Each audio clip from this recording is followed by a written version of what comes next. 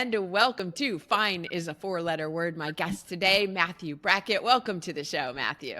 Thank you, Lori. It's so good to be here with four. Fine, the four-letter word. Fine is a four-letter word. Yes, and we're going to talk about that. All right. But first, what were the values and beliefs that you were raised with that contributed to you becoming who you did as a young adult and then through to today? Oh boy.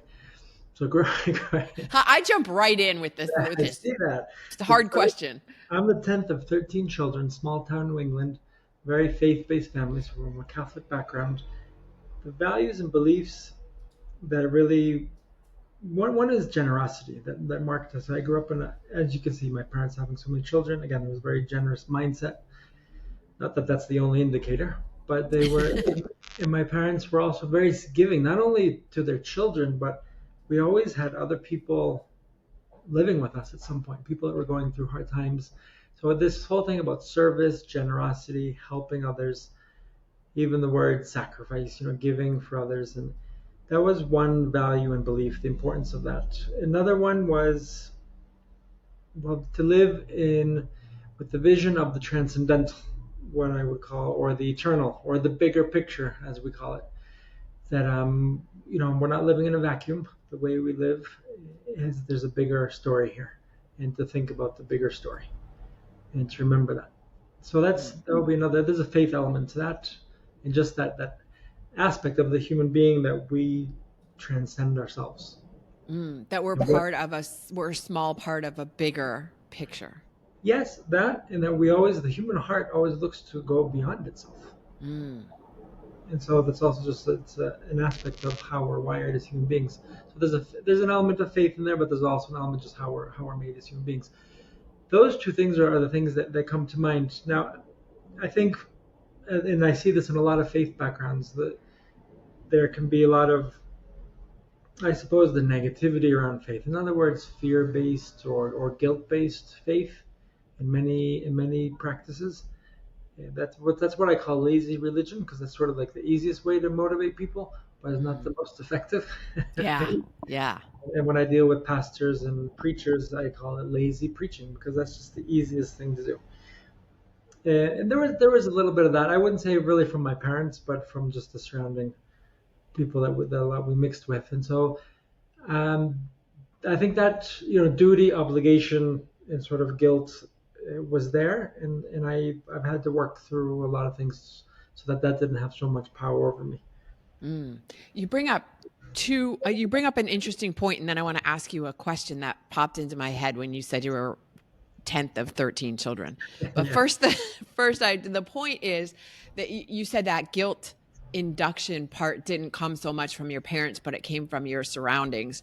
And so the point I wanted to pull out here is that, parents are not always, they're never the only influence in a child's life, or only significant influence. And I think people don't necessarily realize how much outside of parents influences children.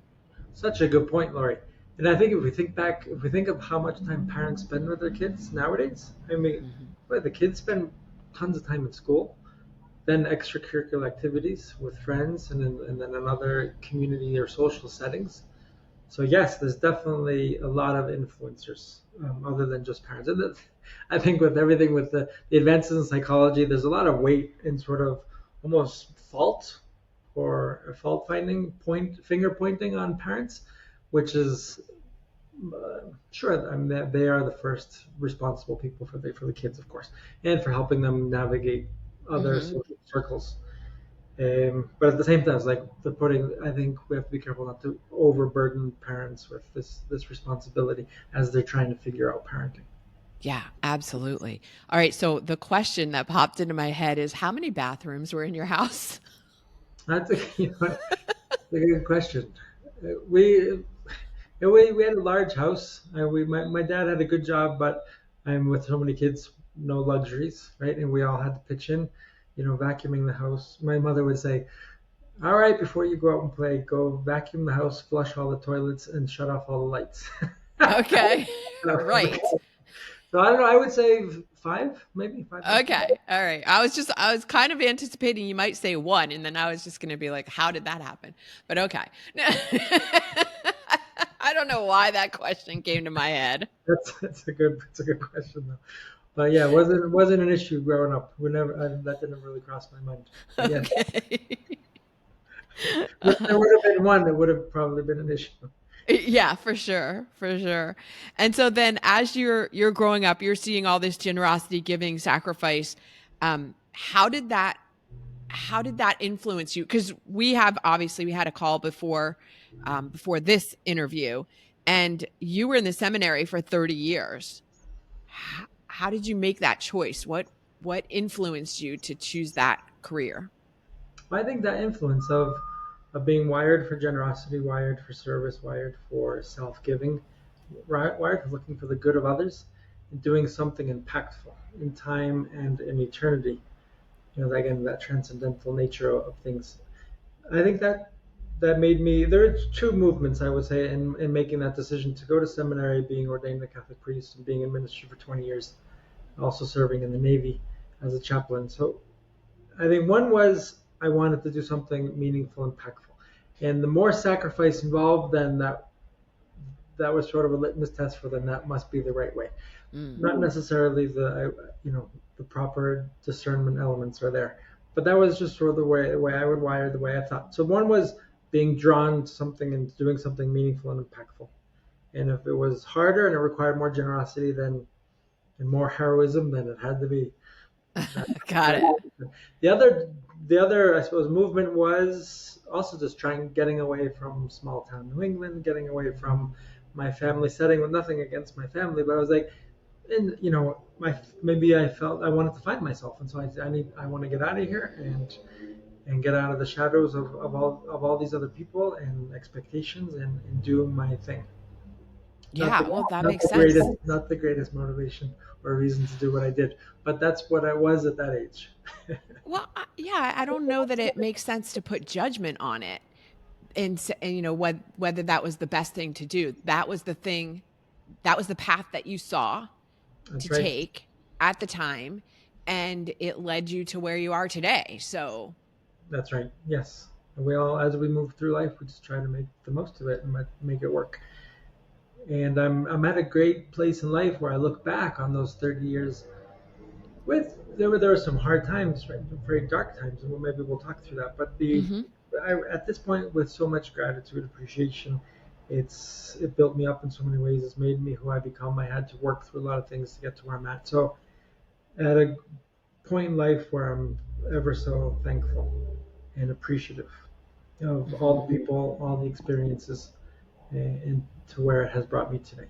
And that's what we have to do as human beings is to make, even if whatever, this, we make the decisions we make, and as we work through them and figure them out, that we make them work, Yeah. and we make even challenges that come our way and difficulties that we transform them into opportunities for growth, and that we Mhm. little by little make sense of them and make Yeah. them make sense. So, anyways, thank you. You okay, so you were in that career, if you will, for 30 years, but you were only 20 years as a priest. Is that right? Well, it's 10 years of preparation and education. So it is. You're very Oh, much okay. immersed in the lifestyle Okay. of what we would call becoming religious, making vows, and then preparing for what we would call priesthood or religious ministry, formal ministry. So there's Okay. 10 years of education and experience that build up to Got the it. moment Okay. of receiving ordination as a priest, and then 20 years of active ministry in that role. And then you left that? I did, yes. I left 3 years ago. So 2021, I formally left. Very complex decision. Took me a good number of years to work through a lot of things and to make that decision. Well, I imagine that is part of where the whole idea of saying everything was fine, but it wasn't fine comes in for Right? you. Yes. Well, in that role, like many other roles, you have to put off, this facade or this mask or whatever we want to call it, that I got it all together because people expect you to have it. Right. Well, we think that people expect. I don't know if people really expect you to have it all together, but we kind of think that because of the position, the role that I have, I expect people to expect me to have it together, and I, so I want to give yeah. off this air. Well, I think people do expect their religious leaders, and I would go. I mean, this is completely random, but I would think even more than like regular religious leaders, that priests are put on an even higher pedestal They are than other religious, than like a rabbi or something. Um, right and there. Yes, so, yeah, you felt like you have to now live up to that standard that's been set for you by society and by your community. because of the lifestyle, there's a certain aura, a spiritual or special aura about it, and that people have these expectations. And I don't think that's helpful for priests, and I don't think it's good for the people either. So that's a whole topic for a whole other conversation.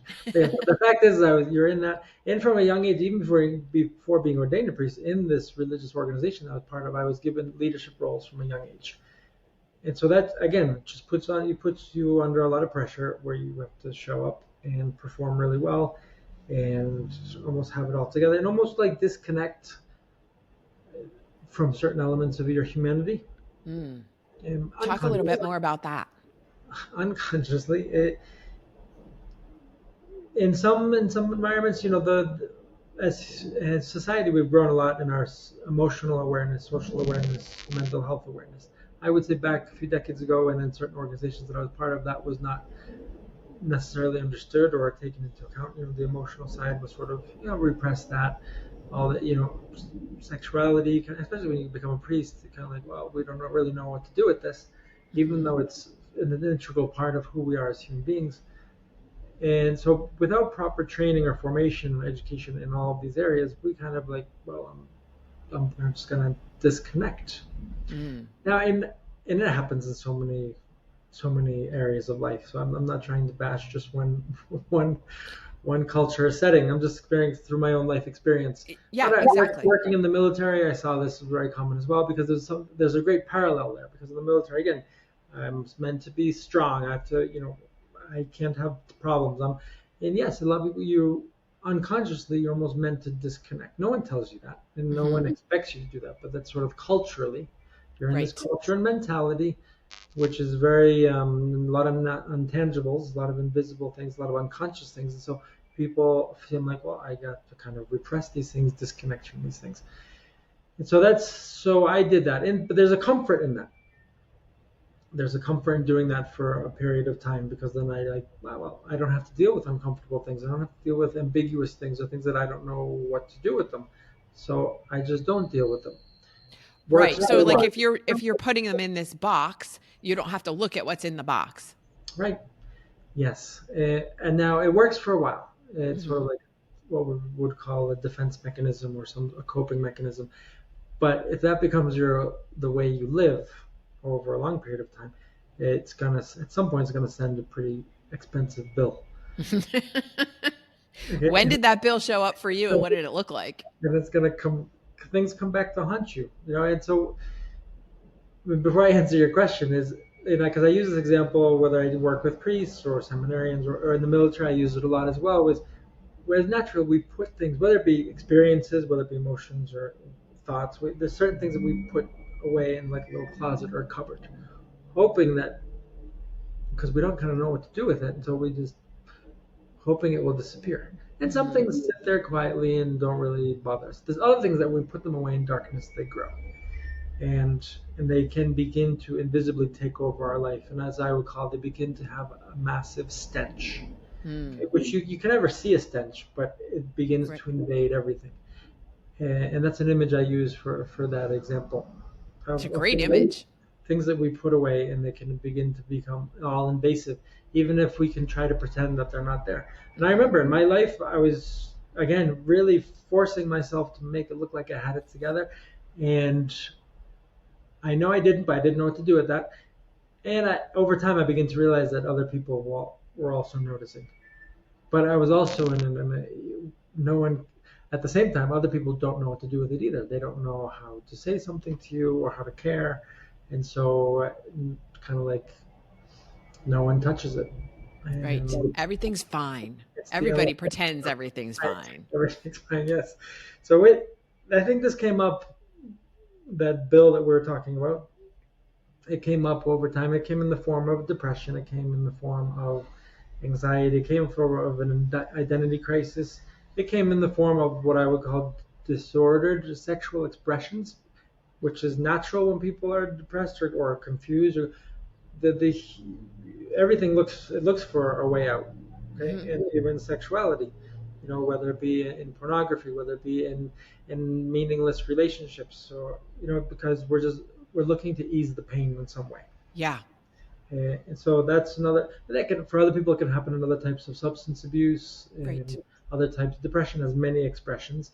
And there's also functional depression, which can be humor, which can be very being, workaholic, very active, which can be just acting like everything's fine, right? Which can be serving and caring for others. So, so anyway, there's many expressions. For me, it showed up in very much deep discontent, deep darkness inside of my heart and soul. And while I still tried to be a beacon of light for others, which is Mm. challenging, Right. and then just in not a totally integrated, healthy sexuality, in the identity of crisis. So it came up in many ways, and I didn't know I didn't have the muscles or the ability to know what to do with it for a number of years. I tried to kind of deal with it, to talk to people. I didn't know how to do that well, Hmm. and then I didn't always find understanding. And Yeah. also in that role, you're also careful about judgment. You're careful about, anything I say can be used against you, right? And so you end up also just being very cautious and careful. Yeah, I was just going to ask. So, somebody who is the person that other people go to for all of these issues that you're talking about, when you have them and then where do you go? Yes, Right? And I hear what you're saying about being careful about who you talk to and what you say, because yeah, it's like, where does the doctor go for help when they have a medical issue, or where does the right. spiritual leader go when they are the one that people come to for spiritual issues? And sometimes the doctors are the worst, and sometimes the spiritual leaders are Yeah. worse than this. I loved being there for others, and I would like to say that I did it very well. I was very successful in many areas of ministry, but there was also a comfort there in that I didn't have to deal with my stuff. And Right, you could part of it help was I other did, people dealing with theirs, and then you didn't have to look at yours. yes, and then Yeah. that at some point that comes back to bite you. Right. And so what happened? Like, was there a specific incident, or what was the final straw or thing that pushed you to go, okay, I really can't do this anymore? All right, so this it. I mean, it was a long journey. So I would have to say from when I was sort of consciously going through a really rough time and I didn't know what to do, till when I things finally began to snap, or to break. I would Hmm. say about 7 years. Hmm. So Wow. really, what it was because there's a lot of different aspects to the story, but is I was in Rome. I was studying, and I was working there. I had a pretty high profile role there, and I was also doing a specialized degree. Part of that specialized degree was personal accompaniment, and in that we had to do a very deep psychological assessment with a whole battery of tests. And I have to say that was the first time that we everything was sort of brought to the surface, right? My Mm. history and everything I was going and explained to me in a very understanding and holistic way of everything that I was going through right now, why, in the big picture, why this was happening to me, in the seriousness of my situation. Mm. I was sort of trying to avoid it. Yeah, I'm gonna work through it. I'm trying to figure it out. I'm talking at that point. I'd already started to talk to a lot of people and figure things out. But this brought the gravity of my situation Mm. to the fore, Yeah. and like they're like, all right, we need to do something. So that was very liberating in one way. That's, as we say in some areas, the truth will set you free. So it was able, with the help of someone who really cared, to be able to look at the truth of my life. And so it was very liberating. And it was also liberating, and also that I could understand that what I was going through was didn't mean I was bad or there was anything wrong with me, Mm. but they were symptoms of a lot of other things that needed to be dealt with. And so liberating and very helpful. So that was the moment where I really intensified the work on myself, and then that led to saying, you know what, I need to take a year off. I checked myself into inpatient care, where I was for 4 months, doing very intense work on myself, and then I went. Part of my sabbatical year was just really going back home. I'd lived overseas for many, many years, so this Hmm. was part of going back home, living with my dad. My mother had since passed away, so this year was what I call the year of coming home to myself, rediscovering who Matthew is, and working through everything. So I did the inpatient care for 4 months, and then treatment, and then I was at home doing, and it was such a great year in so many ways. I did my coaching training. I was just able. It was about discovering me. Who, where did I come from? Going back to my roots. Going back to Hmm. just being Matthew. I took up a job as a waiter, as a driver for like a taxi company. Just I didn't want people to know my backstory, who I was, what I had done. I Yeah. didn't. I just and so it was a lot of fun, and it was very grounding, because a part of me also said, not only do I want to discover myself, but I work with a lot of people, and I want to know what it means just to be a normal person who have to make ends meet. Yeah. Because being in the lifestyle that I was in, we could easily become disconnected from the reality of people's lives. Hmm. Right. Giving advice that was theoretically sound, but not realistically. Right, and maybe not always understanding of the Yeah. day-to-day challenges that people have. So it was such a great experience. It's interesting that when you were doing the work on what you said, coming home to yourself, you were literally home, Right, like physically and literally home in where you grew up. I was, yes. And for me, that was important. It was challenging as well, because it's going back to where I came from, and I hadn't really lived. I hadn't lived there. I'd been away, and so people had seen me once in a while. Hmm. But I also had, there were a lot of questions. I had a lot of explanations. Yeah. And because Right. it's an awkward, you were doing this, and now you don't dress like this. You're not doing any of that. Or people didn't know or people didn't even ask about it, but they would, just the normal Right. The gossip village was, gossip, yeah, what's going on with Matthew? which was upsetting, because I always want people, if they have anything to say to me, I prefer that they come and talk to me Hmm. directly. But again, there's cultural elements that people don't know how to do that. Yeah. Um, yeah. So you now, because it's in your heart, I believe, continue to serve, but in a different capacity. Yes, in a different capacity, and now I have to make a living off of it. 'Cause before, it was, I didn't, I mean, everything was provided for, but I didn't get paid for my services. So learning to learning to sell services was Yeah. a whole learning curve, and also just the value of that, and also just learn so much in the process. But yes, continuing to serve people. I serve people in what I would call leadership or influential roles, because there's a lot here, but leadership, authority, influence, power, they are all part of the human experience. They have been, and they always will be, whether we like it or not. And I've seen authority, leadership, power, used so well, so many times. And when used well, it's very life giving and Hmm. empowering. But when it's not used well, when it's used in a dysfunctional manner, or a toxic manner, unhealthy manner, it's very destructive. Even more so in family and faith contexts, because family and faith, it touches the deeper fibers of the human person. So that's why it's one of the I'm very much in love with the complex beauty of the human person, and very passionate about this whole topic of leadership, because of what I said, because it can do so much good, but it can also do so much damage. Hmm. Yeah. Are you working with organizations as a whole or with the leaders individually? I can do both. I do both. And it doesn't, it's not only the corporate world. There's the nonprofit world. There's the religious world, any type of faith-based world. there's political, there's celebrities. Like every environment has its functionality and dysfunctionality. Right? Mm-hmm. So Yeah. and when I talk about leadership, I talk about this holistic approach of how I lead myself, how I lead in my inner circles. So I do some couples work as well. How I lead professionally and how I lead in organizational context. I was fortunate to be, or unfortunate, but yeah, I see so fortunate to be part of very complex, global complex organizations, whether it be the religious order I was part of, whether it be the Catholic Church, whether it be the United States Navy, and now I work with people in very complex global organizations with doing leadership coaching, consulting, and education.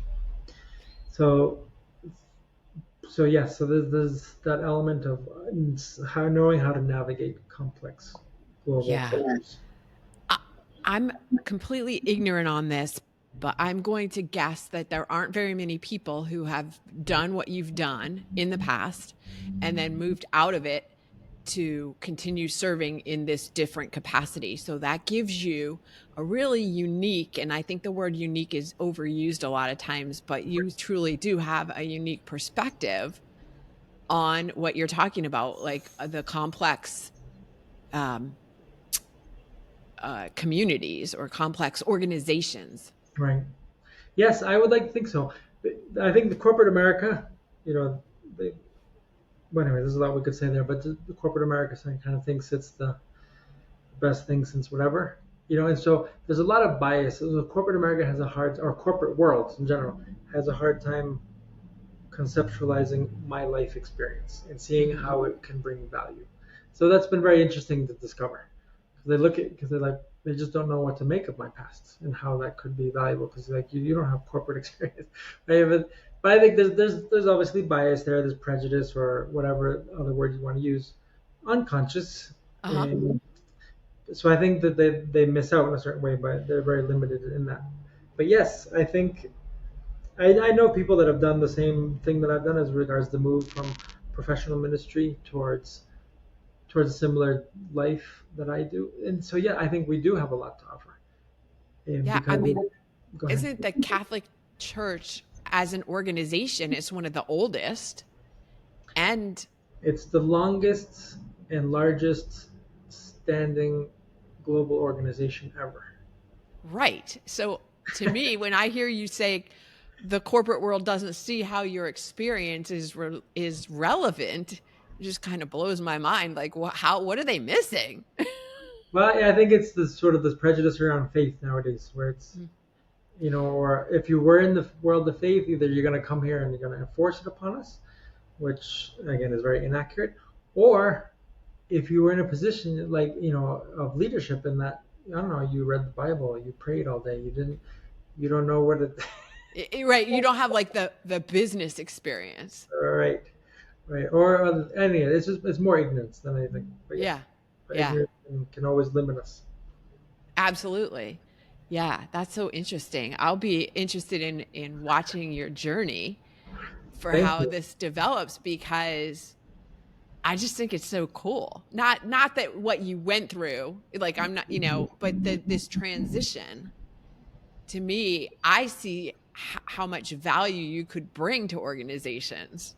And so Yes, how you evolve in showing them that and then actually doing it, like showing so they hire you and then doing it to help them evolve their organizations.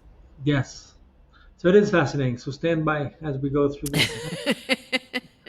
Yeah, But and I that's another interesting point to pull out in terms of for people who are listening is that just because this what you're doing doesn't necessarily make sense to the people you're trying to sell it to or share it with doesn't mean that it's not still a good idea. right, yes, and I think I've come across a lot of people that do find and value in what I do, and people that know me, like they know that the credibility I think I have Uh-huh. because of my background. I think, especially in the coaching world, yeah, it's an added level of credibility. Like, holy smokes, this person has worked in with thousands of people Mm-hmm. across cultures and borders, right? So the intercultural experience, the international experience, and languages, and just working with thousands and thousands of people. I think Yeah. it gives me a huge advantage, if we're gonna say it that way, in the Yeah, marketplace. absolutely. How many languages do you speak? Three: Okay. English, Italian, and Spanish. Gotcha. So a lot of my services, I offer them as bilingual. So everything that I do is in English and in Spanish. Uh-huh. Got it. Yeah. Um, cool. I was thinking of something else and then it just went out of my head, but Yeah, maybe it will come back. But because I'm gonna first, let me ask you about and this seems like now given your background, maybe a funny question in my head, but the whole hype song, like, because people think, oh, like, um, priests, what are they listening to for, right. to get a boost of energy? Like, is it some kind of, Oh, and yeah, I remember the hype song I was Back in Black, right? right? And so this is like so. So there's a lot Like again, it's kind of like blowing my mind or other people, but that's because of this stereotype of like, of oh yeah, priests are just very religious. They don't listen to like rock music, But of course you do. You're human. right, we do, and there's different levels. I'm not a big AC/DC fan, but I just love that rhythm. There's a few reasons, and I wore black for 30 years, right? Right. And then I'm from Boston, and that's the song that they use when the Boston Bruins, a hockey team in Boston, when they come out on Uh-huh. the ice, they use Back in Black because they wear black as their uniform. And then I'm a drummer, so I grew up drumming, and so I just love I really like music, and I love different rhythms, and that's when I saw that on your questionnaire, the first song that popped in, and I said I'm not going to think about other songs. That was the first song that popped into my mind. I love it. I love, yeah, going with the first thing that comes to mind because I that's am the back true in thing. black, even though not literally. I love it. It's so perfect. If people want to continue a conversation with you, where is the best place for them to find you? Fine is a four-letter word podcast. Yes. Yes. They find me What? here. They can find me on my socials. Matthew Brackett official on a lot of is my handle for a lot of social media. Matthew Brackett on LinkedIn, and then my website bracketalliance.com. Okay. And I have a YouTube site as well where they can find a lot of interviews that I've done and content that I produce. Excellent. I will put links to all of that in the show notes so people can find it easily and click on it and go straight to you. Yes, that would be very helpful. And I look forward to that. Yes, I'm looking for opportunities to continue to engage, whether it be in interviews, whether it be in other podcasts, whether it be speaking engagements. So much to share with people. And I think, Yes. as we've talked about, I have a unique background which creates a lot of curiosity. Yeah, And exactly. It's curiosity. And we haven't known each other very long. You just and from that, from this the time that I have known you, you just bring such a calming energy, I which hope, yeah. that doesn't mean that I'm putting you to sleep. No, But yeah, not at all. Not at all. It's a very calming and grounding right. energy. Well, thank you. I think that's just fortunate to all the years of experience that I've been able to have, and has helped me to do that. I'm very fortunate, very grateful, and Yeah, I no want doubt. you to bring that to people. Matthew, thank you so much for joining me today on Fine is a Four-Letter Word. Thank you, Lori. Thank you very much for the opportunity.